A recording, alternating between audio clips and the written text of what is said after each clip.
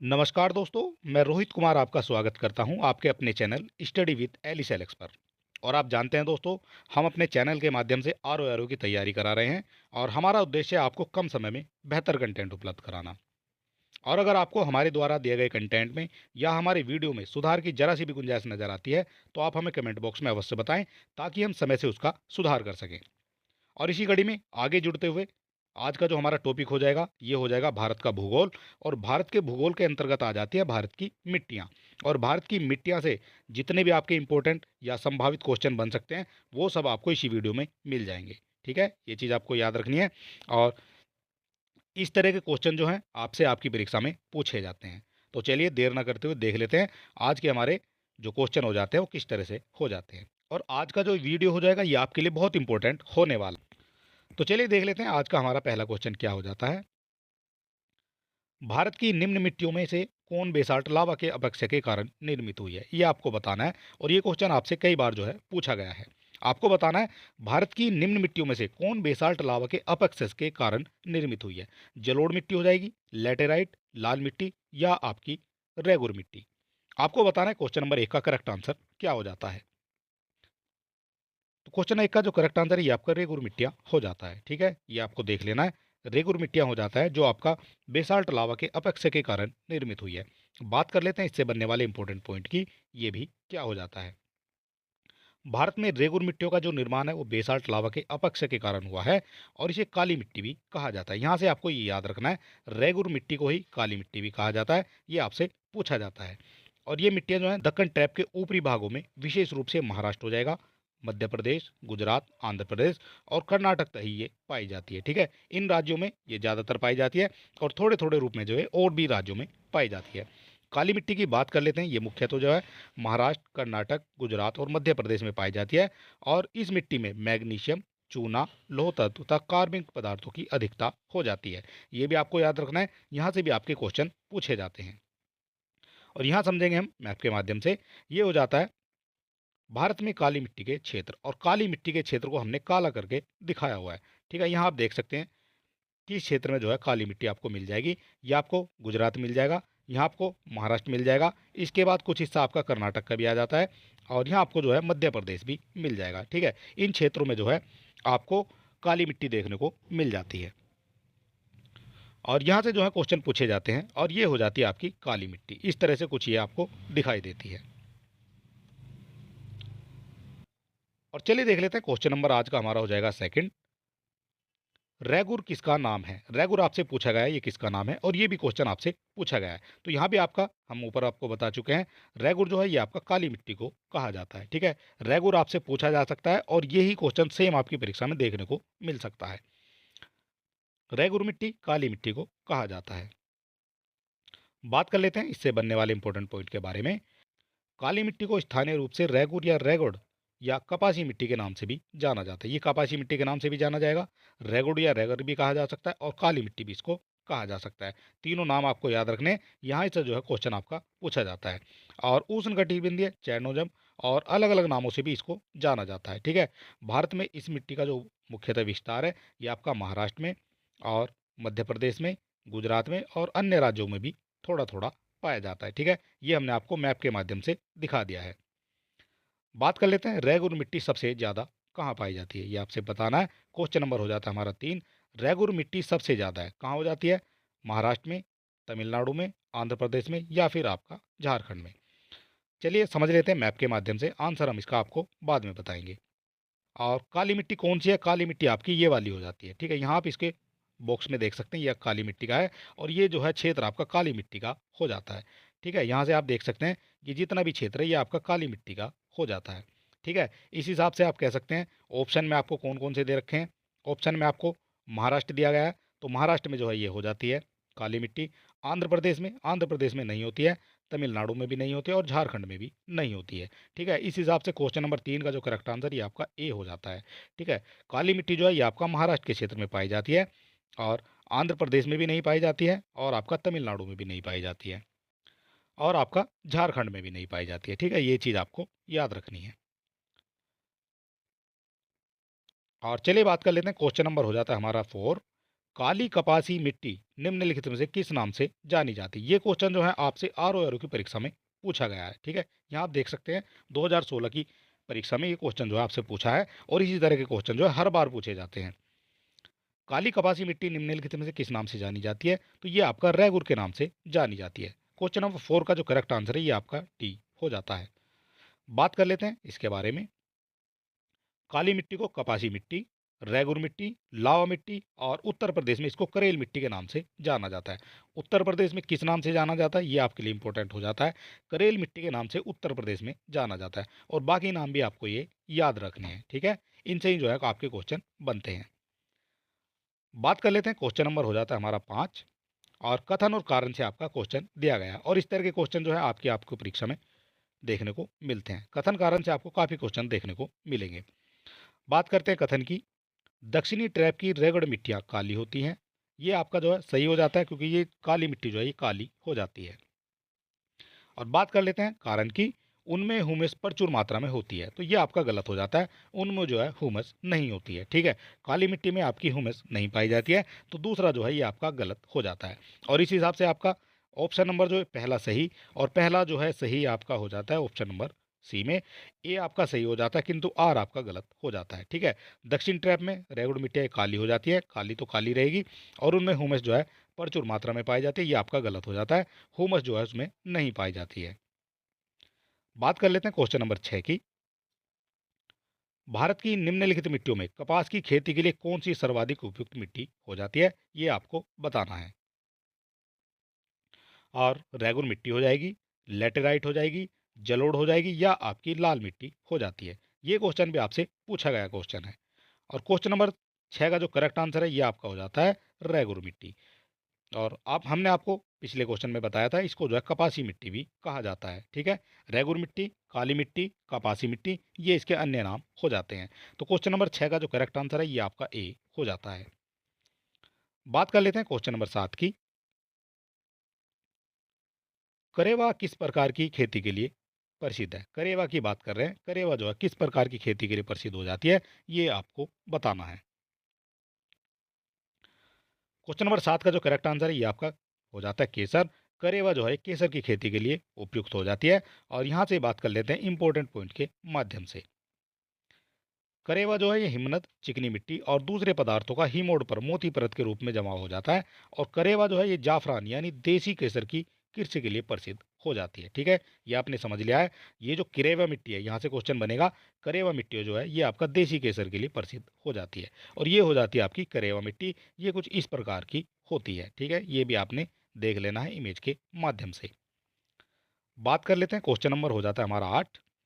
ये भी आपका जो है कथन और कारण से जो है क्वेश्चन दिया गया है। काली मिट्टी कपास की खेती के लिए उपयुक्त होती है, ये जो है सभी जानते हैं। काली मिट्टी कपास के लिए उपयुक्त होती है, पहला जो है ये आपका करेक्ट हो जाता है। बात कर लेते हैं कारण की। उनमें जैव तत्व प्रचुर मात्रा में होते हैं, तो ये जो है आपका गलत हो जाता है। और उनमें जो है जैव तत्व प्रचुर मात्रा में नहीं होते हैं, ये आपका गलत हो जाता है। और इस हिसाब से आप कह सकते हैं क्वेश्चन नंबर 8 का जो करेक्ट आंसर है आपका पहला सही हो जाता है और दूसरा आपका गलत हो जाता है। और ये चीज़ आपको दी गई है ऑप्शन नंबर सी में। ए आपका सही है परंतु आर आपका गलत हो जाता है। ठीक है, ये चीज़ आपको याद रखनी है। और इस तरह से जो है आपके क्वेश्चन पूछे जाते हैं। और यहाँ भी जो है आपका कथन और कारण से जो है एक और क्वेश्चन आपको दिया गया है। क्वेश्चन नंबर हो जाता है हमारा 9। काली मिट्टी कपास की कृषि के लिए उपयुक्त होती है। काली मिट्टी से आपको क्वेश्चन 100% देखने को मिलता है। ठीक है, हर बार जो है काली मिट्टी से क्वेश्चन आपको देखने को मिलेगा और काली मिट्टी की जगह आपसे रेगुर मिट्टी भी पूछा जा सकता है। बात कर लेते हैं कथन की। और काली मिट्टी जो है कपास की कृषि के लिए उपयुक्त हो जाती है, ये आपका करेक्ट हो जाता है। बात कर लेते हैं कारण की। उसमें नाइट्रोजन तथा जैव पदार्थ प्रचुर मात्रा में पाए जाते हैं। ऊपर वाले क्वेश्चन के जैसा ये क्वेश्चन है और ये जो है केवल आपको कॉपी पेस्ट क्वेश्चन किया गया है। ठीक है, ये आपसे 2004 में पूछा गया और इससे पहला क्वेश्चन जो है आपसे 2013 में पूछा गया था। ठीक है, और आप जानते हैं यूपी पीएससी जो है क्वेश्चन को रिपीट करने में ज़्यादा विश्वास रखती है। ठीक है, ये भी आपको याद रखना है। इसलिए जो है कहते हैं कि PYQ आपको सोल्व कर लेने चाहिए। और देख लेते हैं क्वेश्चन नंबर 9 का जो करेक्ट आंसर है वो क्या हो जाता है। तो प्रचुर मात्रा में जो आपके पाए जाते हैं ये आपका गलत हो जाता है। नाइट्रोजन तथा जैव पदार्थ जो है प्रचुर मात्रा में नहीं पाए जाते हैं। ठीक है, इस हिसाब से भी आपका पहला कथन सही हो जाता है, कारण आपका गलत हो जाता है। और यहाँ आप देख सकते हैं ये आपको किस ऑप्शन में दिया गया है, तो ये भी आपका ऑप्शन नंबर सी में दिया गया है। ए आपका सही हो जाता है, परंतु आर आपका गलत हो जाता है, और ये आपका 2004 में पूछा गया है। इससे पहला क्वेश्चन आपका इसी तरह का 2013 में भी पूछा गया है। ठीक है, ये भी आपको याद रख लेना है, और ये जो है रिपीटेड क्वेश्चन हो जाते हैं। बात कर लेते हैं क्वेश्चन नंबर 10 की। देश की निम्नलिखित मिट्टियों में से किसे स्वतः कृषि मिट्टी कहा जाता है? स्वतः कृषि मिट्टी किसको कहा जाएगा, ये आपको बताना है। जलोढ़ मिट्टी, लैटेराइट मिट्टी, कपासी या काली मिट्टी, और आपका हो जाता है मरुस्थलीय मिट्टी। क्वेश्चन नंबर हो जाता है हमारा 10, और 10 का जो करेक्ट आंसर है ये आपको बताना है।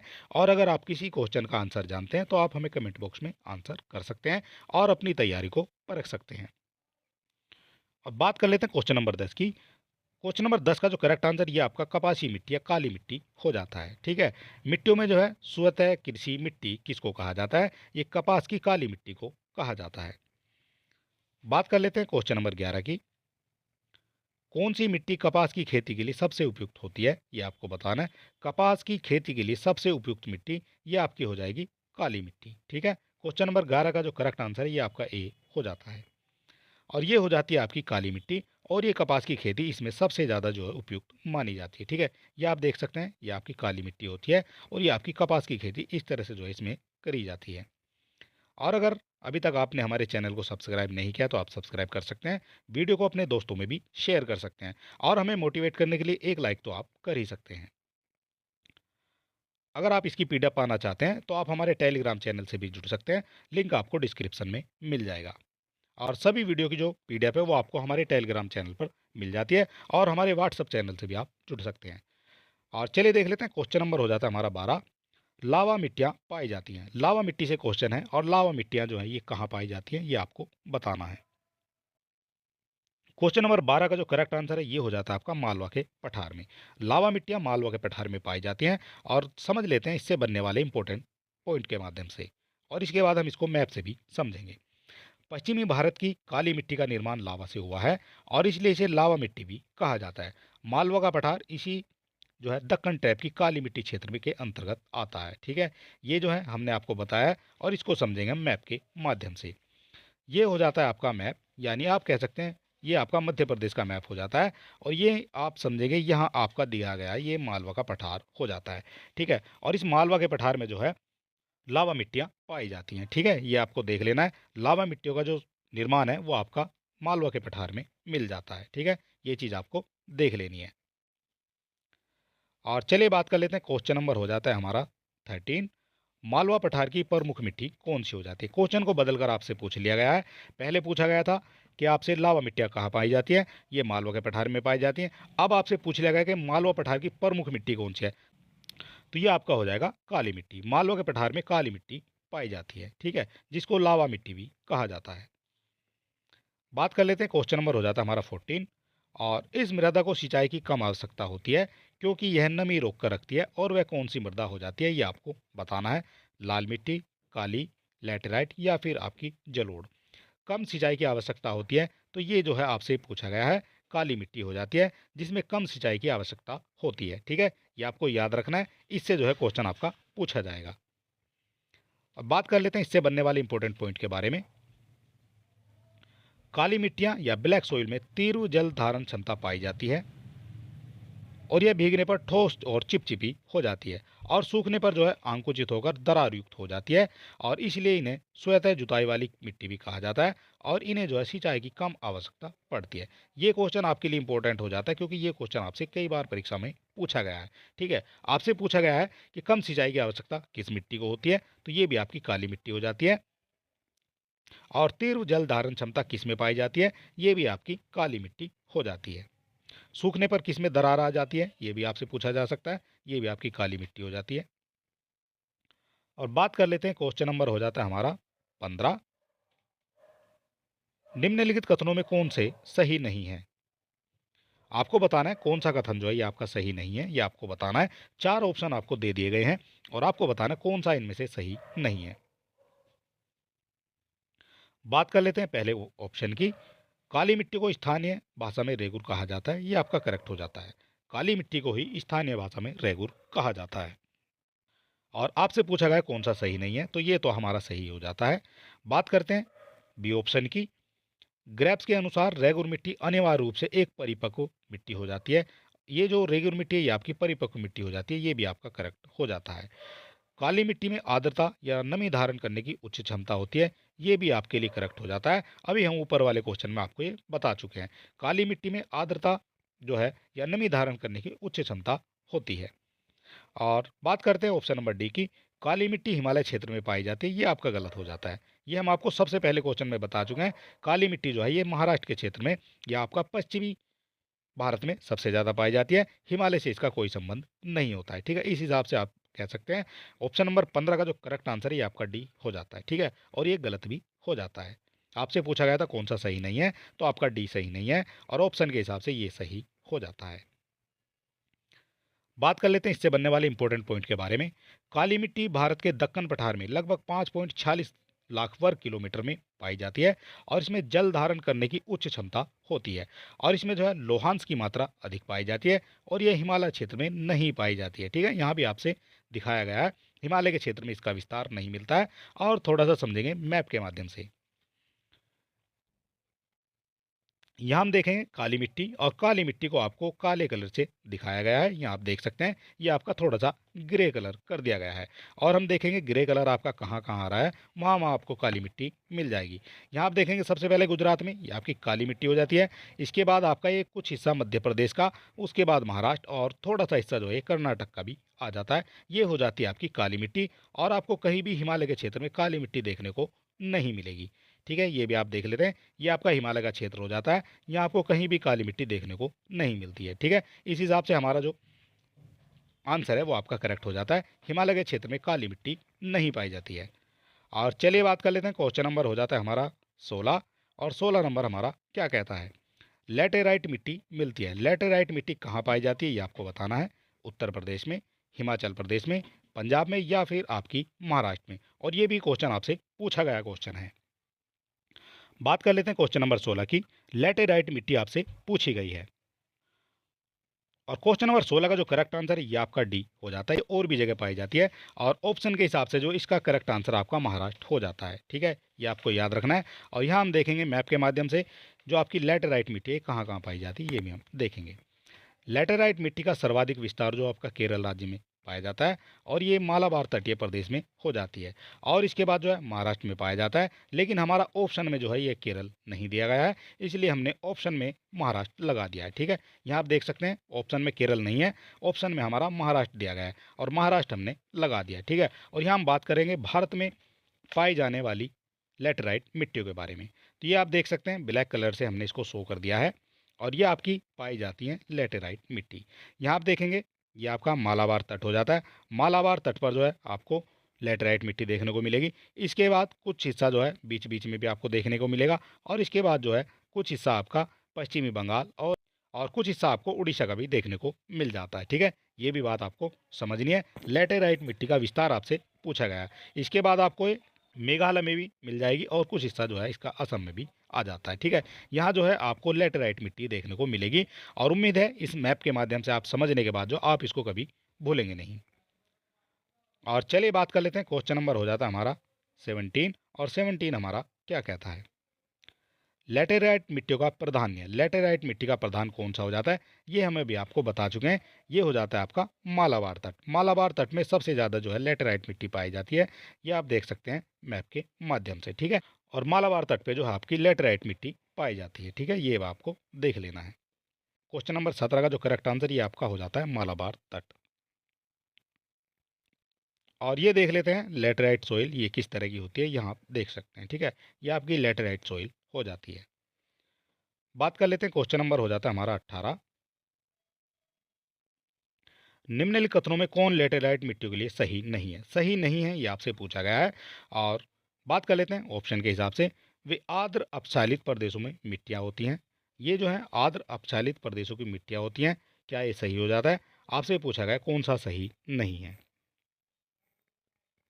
तो ये जो है आपका करेक्ट हो जाता है। वे जो है आर्द्र अपशालित प्रदेशों की मिट्टियाँ होती हैं। बात करते हैं वे बहुत ही अपशालित मिट्टियाँ होती हैं, ये भी आपका करेक्ट हो जाता है। और उनमें जो है उर्वरकता कम होती है, ये भी आपका करेक्ट हो जाता है। लेटेराइट मिट्टी में उर्वरकता कम होती है।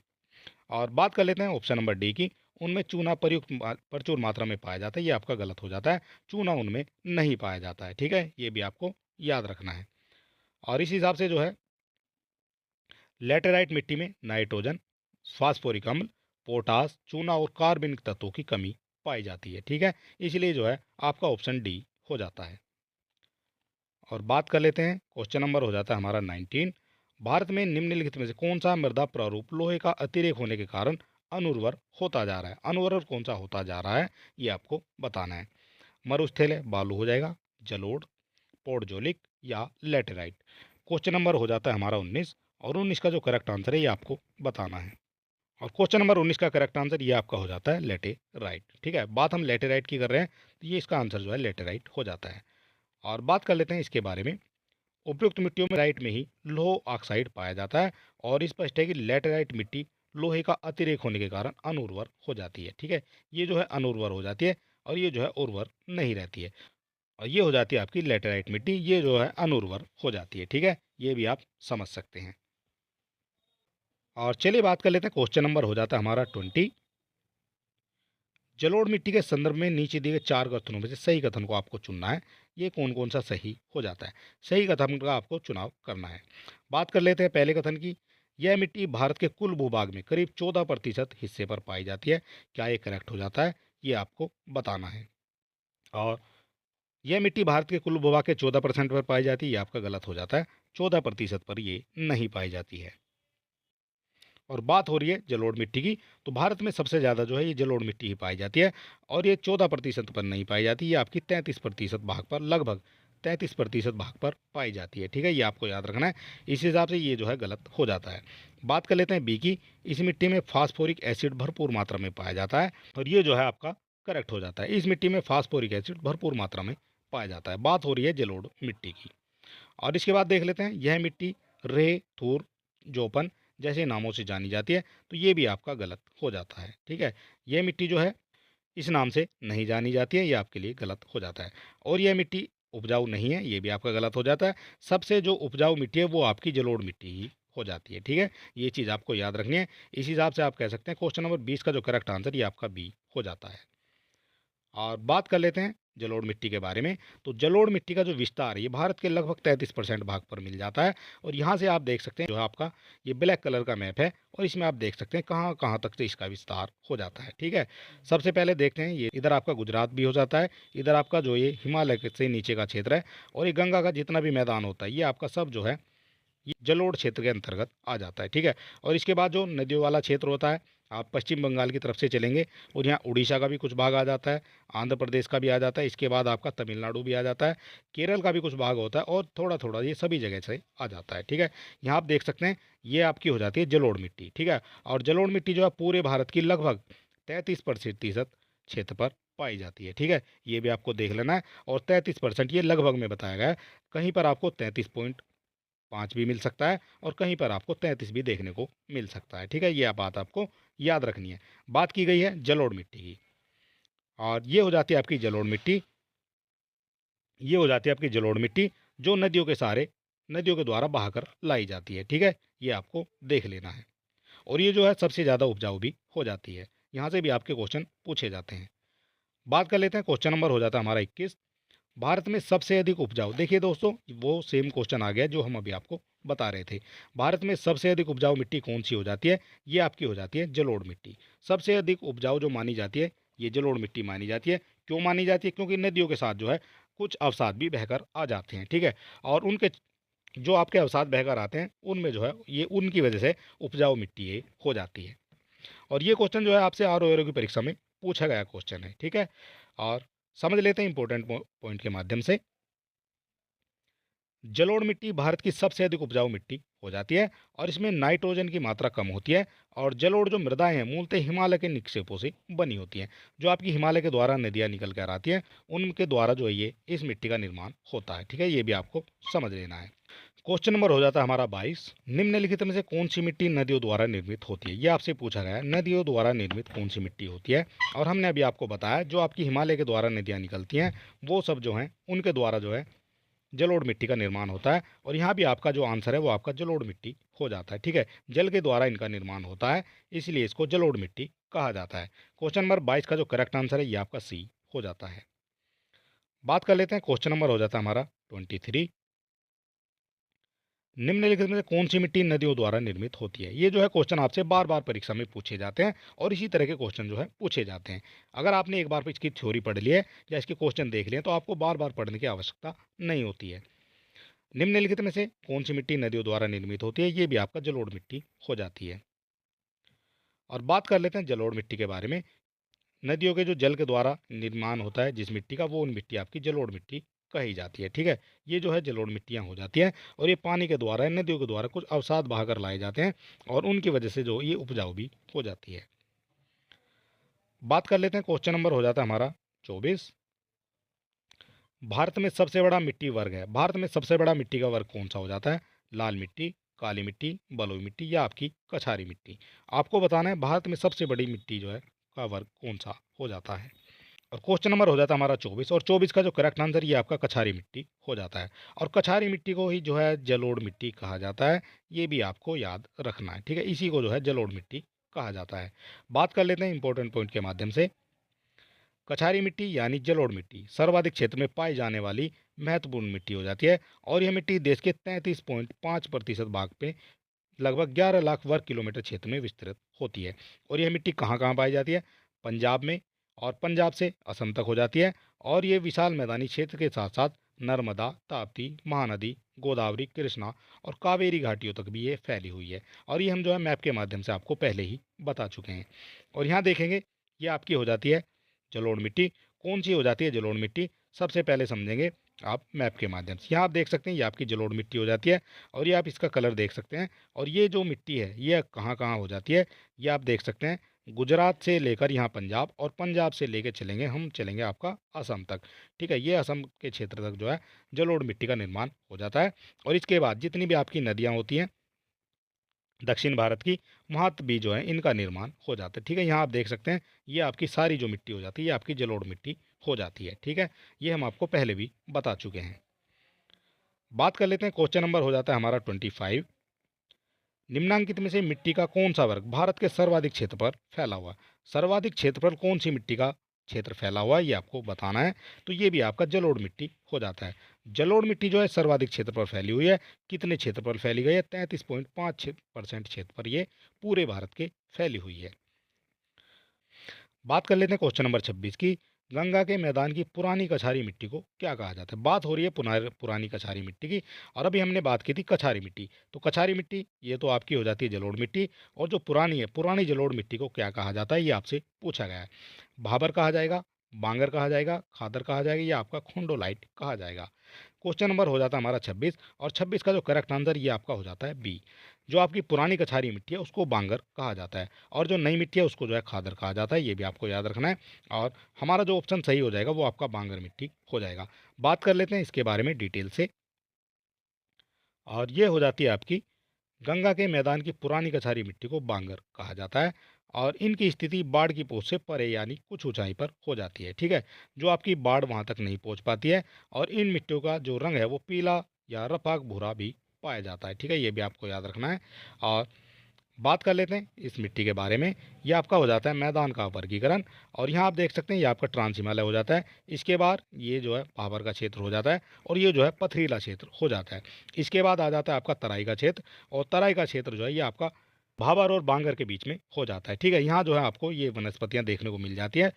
ये हो जाती है आपकी नदी घाटी, और नदी घाटी के जो दोनों छोरों पर ये आपका खादर की मिट्टी हो जाती है। इस खादर की मिट्टी यानी ये नवीन जलोढ़ मिट्टी भी हो जाती है। जो आपकी नवीन मिट्टी हो जाती है इसको खादर कहा जाता है, और जो आपकी पुरानी जलोढ़ मिट्टी हो जाती है इसको आपका बांगर कहा जाएगा। ठीक है, यहाँ से आप देख सकते हैं मैप के माध्यम से। ठीक है, इतनी बात आपको समझ लेनी है। और बात कर लेते हैं इस पॉइंट के माध्यम से।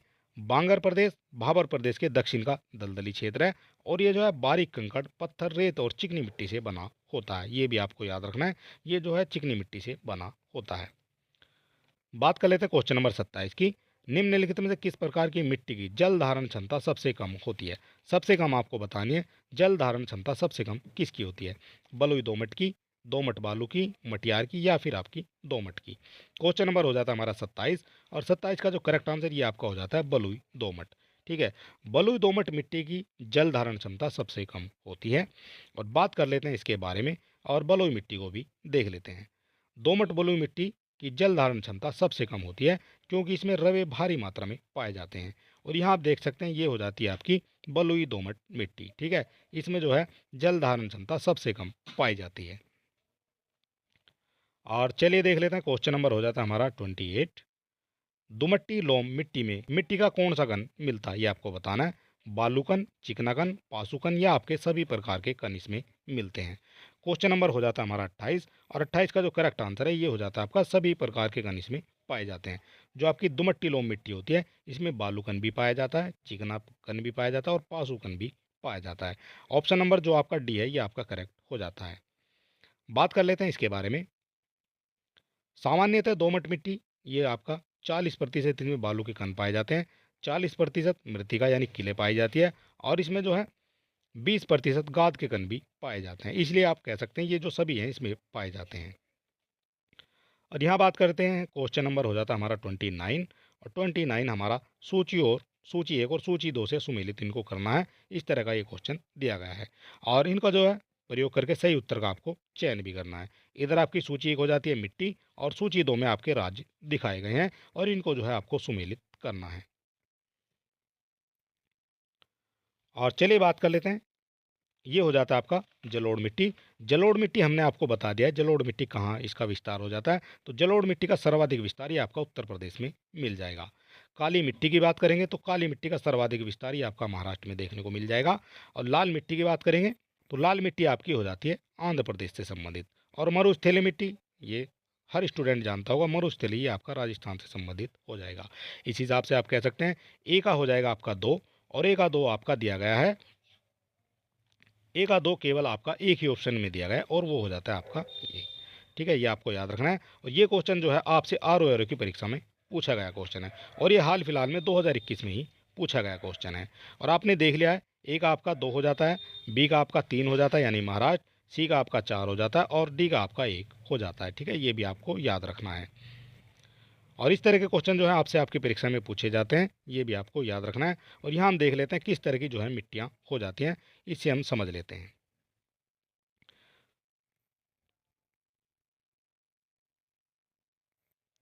और यहाँ बात कर लेते हैं, सबसे पहले हम देख लेते हैं जलोढ़ मिट्टी। ये जो आपका क्षेत्र है ये आपका जलोढ़ मिट्टी का क्षेत्र हो जाता है, और ये सबसे ज़्यादा जो है जलोढ़ मिट्टी आपकी भारत में पाई जाती है, और ये आपकी हो जाती है उत्तर प्रदेश के क्षेत्र के आसपास। इसके बाद पर्वतीय मिट्टी, जो आपकी पर्वतीय मिट्टी ये कहाँ कहाँ पाई जाती है। पर्वतीय मिट्टी आपको मिल जाएगी लद्दाख और जम्मू कश्मीर के क्षेत्र में यानी हिमालय के क्षेत्र में। और इसके बाद जो है आपसे पूछी जाएगी लाल मिट्टी। लाल मिट्टी आपकी हो जाएगी, ये आपकी आंध्र प्रदेश के क्षेत्र में लाल मिट्टी पाई जाएगी। लाल मिट्टी के बाद आपके आ जाती है काली मिट्टी, और काली मिट्टी का जो क्षेत्र है ये आपका पूरा क्षेत्र ये वाला हो जाता है, ये हो जाता है आपका काली मिट्टी का। लैटेराइट मिट्टी, लैटेराइट मिट्टी हमने आपको पिछले क्वेश्चन में बता दिया है, ये आपको जो मालाबार तट पर लैटेराइट मिट्टी मिल जाएगी, और कुछ जो है असम और मेघालय में भी आपको लैटेराइट मिट्टी मिल जाएगी, और आपको पश्चिमी बंगाल के क्षेत्र में भी थोड़ी सी लेटराइट देखने को मिल जाएगी। इसके बाद बलुई मिट्टी की बात करते हैं, तो बलुई मिट्टी ये आपकी राजस्थान और पंजाब के क्षेत्र में देखने को मिल जाती है। ठीक है, ये आपको याद रखना है। इस तरह से जो है मिट्टियों का विस्तार हो जाता है, और ये आपके सारे मिट्टियों के प्रकार हो जाते हैं। और चलिए बात कर, क्वेश्चन नंबर हो जाता है हमारा 30, और 30 नंबर हमारा क्या कहता है ये हम समझ लेते हैं। निम्नलिखित में से कौन सी फसल मृदा को नाइट्रोजन से भरपूर कर देती है, ये आपको बताना है। कौन सी फसल मृदा को नाइट्रोजन से भरपूर कर देती है। आलू की, सोंदम की, सूरजमुखी की या आपकी मटर की। तो ये भी आपको पता होगा, ये हमने कई बार पढ़ रखा है। ये जो है मटर की फसल हो जाती है, जो आपकी मिट्टी को नाइट्रोजन से भरपूर कर देती है। ठीक है, क्वेश्चन नंबर 30 का जो करेक्ट आंसर ये आपका हो जाता है मटर की फसल, और ये आपकी नाइट्रोजन हो जाती है। और चलिए बात कर लेते हैं, क्वेश्चन नंबर हो जाता है हमारा 31। भूमि की उर्वरकता बढ़ाने के लिए निम्न में से कौन सी फसल उगाई जाती है। कौन सी फसल उगाई जाती है भूमि की उर्वरकता को बढ़ाने के लिए। गेहूं की, चावल की, उड़द की या फिर गन्ने की। क्वेश्चन नंबर 31 का जो करेक्ट आंसर है ये आपका उड़द हो जाता है। उड़द की जो फसल है ये आपकी लगाई जाएगी भूमि की उर्वरकता को बढ़ाने के लिए, और ये हो जाती है आपकी उड़द की फसल। ठीक है, ये इस तरह से जो है उड़द की फसल हो जाती है। और चलिए बात कर लेते हैं, क्वेश्चन नंबर हो जाता है हमारा 32। भारतीय मृदाओं में जिस सूक्ष्म तत्व की सर्वाधिक कमी पाई जाती है, वो कौन सी होती है जहाँ सर्वाधिक कमी पाई जाती है सूक्ष्म तत्वों की? तांबा, लोहा, मैग्नीज या फिर जस्ता? क्वेश्चन नंबर 32 का जो करेक्ट आंसर ये आपका जस्ता हो जाता है। भारतीय मृदाओं में जस्ता की जो है सर्वाधिक कमी पाई जाती है। तांबा भी मिल जाएगा, मैग्नीज भी मिल जाएगा, लोहा भी मिल जाएगा, लेकिन जस्ता उसमें नहीं पाया जाता है। सर्वाधिक जो कमी है वो आपकी जस्ता की हो जाती है। और बात कर लेते हैं, क्वेश्चन नंबर हो जाता है हमारा 33। ये भी आपका कथन और कारण से क्वेश्चन दिया गया है, ठीक है। और जो है कूट से आपको सही उत्तर का चयन करना है। हिमालय की मिट्टियों में ह्यूमस जो है प्रचुर मात्रा में पाया जाता है, तो ये जो है आपके लिए गलत हो जाता है। हमने पहले भी देखा है, इस तरह के जो है क्वेश्चन हमने देख लिए हैं। ह्यूमस जो है ये आपका हिमालय की मिट्टियों में नहीं पाया जाता है। और बात करते हैं, हिमालय में सर्वाधिक क्षेत्र जो है वनाच्छिद्र हो जाता है, ये आपका करेक्ट हो जाता है। कारण जो है आपका सही हो जाता है, और ए जो है ये आपका गलत हो जाता है। और ये जो है दिया गया है इस तरह से ऑप्शन नंबर डी में, ए आपका गलत हो जाता है परंतु आर आपका सही हो जाता है, ठीक है। क्वेश्चन नंबर 33 का जो करेक्ट आंसर है ये आपका डी हो जाता है। और ये क्वेश्चन जो आपसे पूछा गया क्वेश्चन है यूपी लोअर में। बात कर लेते हैं, क्वेश्चन नंबर हो जाता है हमारा 34। करेवास मृतका जो जाफरान और केसर का एक स्थानीय प्रकार है, उसके उत्पादन के लिए उपयोगी कौन सी मिट्टी पाई जाती है, ये आपको बताना है। ये हो जाता है आपका कश्मीर हिमालय में, गढ़वाल हिमालय, नेपाल हिमालय या आपका पूर्वी हिमालय। तो जो आपकी केसर है, ये केसर जो है हमने कई बार पढ़ा हुआ है, जो आपकी केसर है ये आपके कश्मीर हिमालय से संबंधित होती है। और इस तरह से जो है आप इसका आंसर कश्मीर हिमालय लगा सकते हैं। ये बात करते हैं करेवा मिट्टी की। करेवा मिट्टी में जो आपका केसर जो है ये अच्छा होता है, इसलिए जो है ये कश्मीर में मिल जाती है। और जाफरान की खेती के लिए जो आपकी कश्मीर घाटी है वो आपकी सबसे प्रसिद्ध हो जाती है। करेवा जो है ये आपकी उपजाऊ मिट्टी हो जाती है, ठीक है, ये भी आपको याद रखना है। ये जो है केसर की फसल के लिए सबसे उपजाऊ मिट्टी हो जाती है करेवा मिट्टी। बात कर लेते हैं, क्वेश्चन नंबर हो जाता है हमारा 35। पौधों को सबसे अधिक पानी किस मिट्टी से मिलता है? आपसे पूछा गया है, पौधों को सबसे अधिक पानी किस मिट्टी से मिलता है? चिकनी मिट्टी से, पासु मिट्टी से, बलुई मिट्टी से या आपका लोम मिट्टी से? क्वेश्चन नंबर हो जाता है हमारा 35। और 35 का जो करेक्ट आंसर है ये आपका हो जाता है चिकनी मिट्टी से। पौधों को सबसे अधिक पानी चिकनी मिट्टी के द्वारा मिलता है। और बात कर लेते हैं इसके बारे में, ये हो जाती है आपकी चिकनी मिट्टी, इस तरह से कुछ हो जाती है। और इसमें जो है कीचड़ सबसे ज़्यादा हो जाती है, ये भी आप देख सकते हैं, ये आपकी चिकनी मिट्टी हो जाती है। बात कर लेते हैं, क्वेश्चन नंबर हो जाता है हमारा 36। और ये क्वेश्चन भी जो है आपसे आर ओ की परीक्षा में पूछा गया है। निम्नलिखित में से किस कण का व्यास जो है 0.002 मिलीमीटर से कम हो जाता है? मृतिका का, गाद का, महीन बालू का या आपका उपरोक्त में से कोई नहीं? क्वेश्चन नंबर हो जाता है हमारा 36। और 36 का जो करेक्ट आंसर है ये आपको बताना है। तो क्वेश्चन नंबर 36 का जो करेक्ट आंसर है ये आपका हो जाता है मृतिका, ठीक है। और ये ही आपको याद रखना है, इससे ज़्यादा आपको पढ़ने की आवश्यकता नहीं है। निम्नलिखित में से किस कण का व्यास 0.002 मिलीमीटर से कम हो जाता है? यह आपकी मृतिका हो जाती है। और ये सेम क्वेश्चन जो है आपको आपकी परीक्षा में देखने को मिल सकते हैं। बात करते हैं मृतिका या किले, इसका जो व्यास है वो आपका 0.002 मिलीमीटर से कम होता है। और जबकि गाद की बात करते हैं, ये आपका 0.002 मिलीमीटर से 0.06 मिलीमीटर के मध्य हो जाता है। और महीन बालों की बात करते हैं, तो ये जो है इसका जो व्यास हो जाता है ये आपका 0.06 मिलीमीटर से 2 मिलीमीटर के मध्य हो जाता है, ठीक है। और आपसे पूछा गया है सबसे कम जो है किसका होता है, तो ये आपकी मृतिका यानी किले हो जाती है। बात कर लेते हैं, क्वेश्चन नंबर हो जाता है हमारा 37। निम्नलिखित कथन ऊसर मिट्टी के संबंध में है। ऊसर मिट्टी के संबंध में आपको बताना है ऊसर मिट्टी क्या हो जाती है। और दिए गए कूट से सही उत्तर का आपको चयन करना है।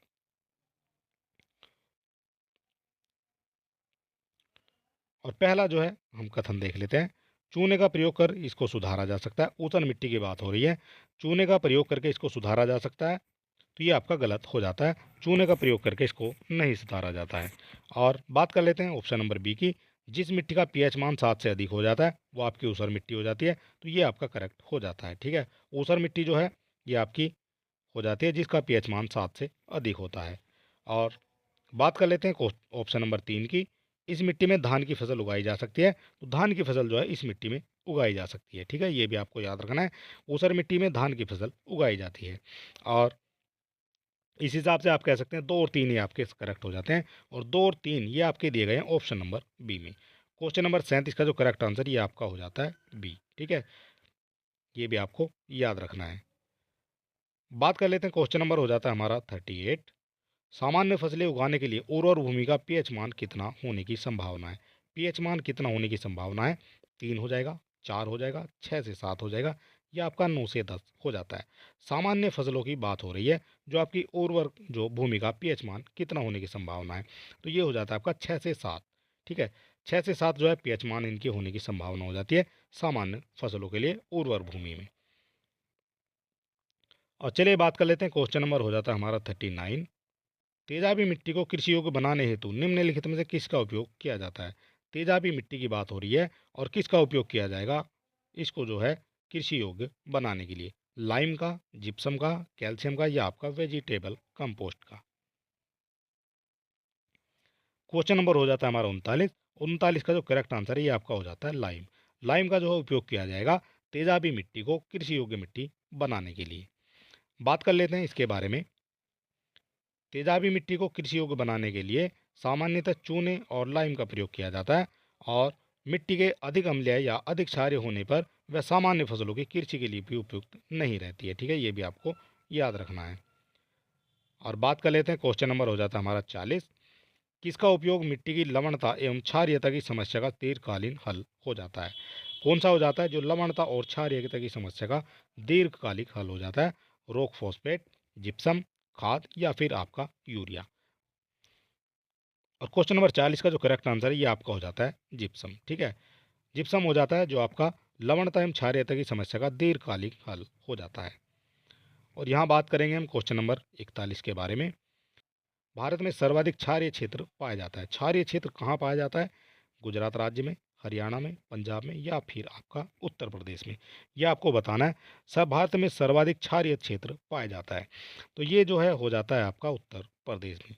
सबसे ज़्यादा क्षारीय क्षेत्र आपका उत्तर प्रदेश राज्य में पाया जाता है। बात कर लेते हैं, क्वेश्चन नंबर हो जाता है हमारा 42।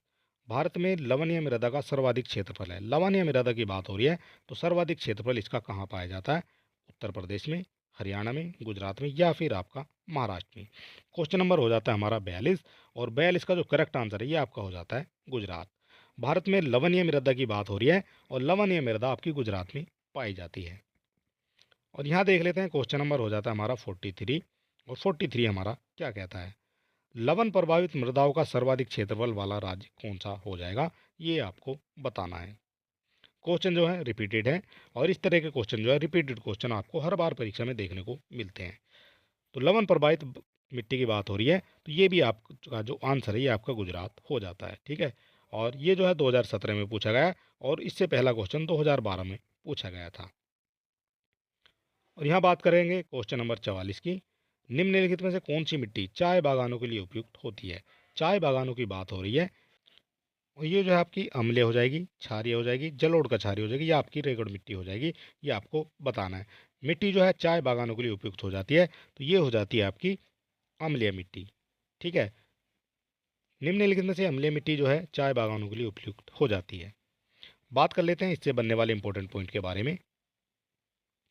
चाय बागानों या टी प्लांट के लिए गहरी, अम्लीय और अच्छी जल निकासी वाली मिट्टी की आवश्यकता होती है, और जल निकासी की पर्याप्त सुविधा होने के कारण ही इन बागानों को पर्वतीय ढलानों पर बनाया जाता है। ये भी आपको याद रखना है। बात कर लेते हैं, क्वेश्चन नंबर हो जाता है हमारा 45। भारत में निम्न में से किस क्षेत्र की मृदा अपरदन की गंभीर समस्या हो जाती है? मृदा अपरदन की गंभीर समस्या हो जाती है, कहाँ हो जाती है? मालवा के पठार में, शिवालिक पहाड़ियों के पाद क्षेत्र में, दंडकारण्य में, या आपके मेघालय पठार में? क्वेश्चन नंबर हो जाता है हमारा 45, और 45 का जो करेक्ट आंसर है ये आपका हो जाता है शिवालिक की पहाड़ियों में। निम्न में से किस क्षेत्र में मृदा अपरदन की गंभीर समस्या है? ये आपकी सबसे ज़्यादा जो मृदा अपरदन की समस्या है आपकी शिवालिक की पहाड़ियों में हो जाती है। और बात कर लेते हैं, ये हो जाती है शिवालिक की पहाड़ियों में। इस तरह से जो है ये मृदा अपरदन हो जाता है। यहाँ आप देख सकते हैं किस तरह से मृदा अपरदन हो जाता है। और मृदा अपरदन के जो आपके मुख्य कारण है वो क्या क्या हो जाते हैं ये भी आपको देख लेने हैं। और वृक्षों की जो अविवेकपूर्ण कटाई ये आपका मृदा अपरदन का कारण हो जाता है। वानस्पतिक आवरण की कमी हो जाती है। वनों में आग लगने से भी जो आपका मृदा अपरदन हो जाता है। भूमि को बंजर या खाली छोड़ देने से मृदा अपरदन के लिए प्रेरित करना हो जाता है। मृदा अपरदन को तेज करने वाली फसलों को उगाना, इससे भी जो आपका मृदा अपरदन हो जाता है। और इसके बाद जो है त्रुटिपूर्ण फसल चक्र अपनाना, ये भी हो जाता है। ढलान की दिशा में कृषि कार्य करना, इससे भी जो है मृदा अपरदन हो जाता है। और सिंचाई की त्रुटिपूर्ण विधियां अपनाना, इससे भी जो है आपका मृदा अपरदन हो सकता है और ये जो है आपको काम नहीं करने चाहिए। बात कर लेते हैं, क्वेश्चन नंबर हो जाता है हमारा 46। निम्नलिखित में से भारत का कौन सा क्षेत्र मृदा अपरदन से अत्यधिक प्रभावित हो जाता है? मृदा अपरदन से कौन सा क्षेत्र अत्यधिक प्रभावित हो जाता है? मालवा का पठार, उत्तर प्रदेश का तराई, आंध्र प्रदेश का तटीय क्षेत्र या आपका चंबल की घाटी। क्वेश्चन नंबर हो जाता है हमारा 46 और 46 का जो करेक्ट आंसर है ये आपका हो जाता है चंबल की घाटी। चंबल की घाटी में जो है मृदा अपरदन जो अत्यधिक प्रभावित होता है। और बात कर लेते हैं, क्वेश्चन नंबर हो जाता है हमारा 47। कौन सा तरीका मिट्टी की उर्वरता प्राप्त करने का नहीं है ये आपसे पूछा गया है? फसल चक्र, मिश्रित खेती, बीज संशोधन या बहुफसली खेती। फसल चक्र जो है इससे जो है आपका उर्वरता प्राप्त हो जाती है और मिश्रित खेती से भी हो जाती है और बहुफसली से भी आपकी उर्वरता प्राप्त हो सकती है। लेकिन आपका जो बीज संशोधन है ये आपका कहीं भी उर्वरता से संबंधित नहीं होता है। ठीक है, क्वेश्चन नंबर 47 का जो करेक्ट आंसर है ये आपका हो जाता है सी। बात कर लेते हैं क्वेश्चन नंबर 48 के बारे में। फसल चक्र आवश्यक है, फसल चक्र आवश्यक हो जाता है पादपों में प्रोटीन की वृद्धि के लिए, विभिन्न फसलों की प्राप्ति के लिए, मृदा की उर्वरक शक्ति की वृद्धि के लिए या आपका मृदा की नमी बनाए रखने के लिए। बात कर लेते हैं क्वेश्चन नंबर 48 की, और 48 का जो करेक्ट आंसर है ये आपका हो जाता है सी, यानी मृदा की उर्वरकता शक्ति में वृद्धि के लिए फसल चक्र आवश्यक हो जाता है। ठीक है, फसल चक्र के द्वारा आप मृदा की उर्वरकता को वापस ला सकते हैं। तो जो आपका फसल चक्र है ये क्या हो जाता है? जो आपका फसल चक्र है ये आपका पूरे साल में जो है एक ही फसल ना उगाना, ये हो जाता है। अब 3-4 महीने के लिए एक फसल उगाना, 4 महीने दूसरी फसल और 4 महीने जो है आपका तीसरी फसल उगाना। ठीक है, ऐसा नहीं है कि आप जो है हर 4 महीने में जो है एक ही फसल लगाते नहीं, तो वो जो है गड़बड़ हो जाता है। और यहाँ जो है फसल चक्र इसको कहा जाएगा। यहाँ जो है हर बार जो है आपको अलग फसल लगानी पड़ेगी। ठीक है, लंबे समय तक एक फसल नहीं उगानी चाहिए। ठीक है, वो जो है फसल चक्र से संबंधित हो जाता है। बात कर लेते हैं, क्वेश्चन नंबर हो जाता है हमारा 49। मृदा अपरदन रोका जा सकता है, मृदा अपरदन किससे रोका जा सकता है? अति चराई द्वारा, अति चराई द्वारा मृदा अपरदन नहीं रोका जा सकता है।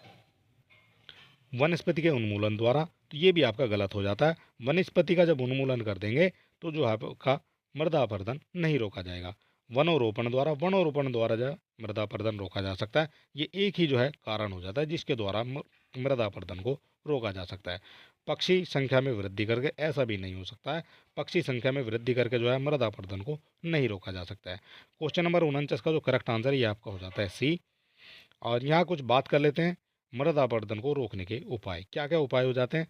जैविक खाद का उपयोग, वन का संरक्षण, वृक्षारोपण, बाढ़ का नियंत्रण भी करना पड़ेगा और नियोजित चराई। ठीक है, इसके बाद बांध बनाना, ये भी जो है मृदा अपरदन को रोक देगा। और सीढ़ीदार खेत बनाना और समुच्च रेखीय जुताई, ये जो है कंटूर विधि द्वारा हो जानी चाहिए। ठीक है, ये जो सब है ये आपके हो जाते हैं मृदा अपरदन को रोकने के लिए। बात कर लेते हैं, क्वेश्चन नंबर हो जाता है हमारा 50, और 50 नंबर हमारा क्या कहता है? मृदा क्षरण को रोका जा सकता है, ये भी क्वेश्चन वही है। मृदा क्षरण को रोका जा सकता है सघन वर्षा से, वन नाशन से, वन रोपण से या आपका अतिचारण से। ये क्वेश्चन आपका आर की परीक्षा में पूछा गया क्वेश्चन है।